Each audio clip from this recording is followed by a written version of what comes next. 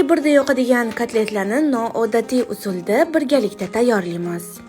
Qiyma ustiga bir dona piyoz, sutda bo'ktirilgan non va 100 gram saryog'ni cho'rkadan o'tkazib sovalamiz. Keyin bo'lsa bitta dona tuxum va tabga ko'ra tuz, murch, zirani solib yaxshilab aralashtiramiz. Tayyor qiymaga kotlet shaklini berib, bir sidra unga belab olamiz va qizib turgan yog'da oldi-orqasini chiroyli qilib qovurib olamiz.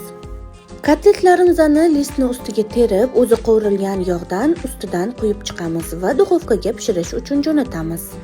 Bu orada yengil hazm bo'ladigan garnir tayyorlaymiz. Buning uchun piyozimizni qizartirib qovurib olib, videoda ko'rsatilgan barcha sabzavotlarni salomka shaklida to'g'rab olamiz. Qovurilgan piyozlarni issiqligida yog'lari bilan sabzavot ustidan solib, ko'katlardan ko'k piyoz, kashnich, ukrupdan ham sovalamiz. Bir qoshiq uksus solib aralashtirsak tayyor bo'ladi. Albatta tayyorlab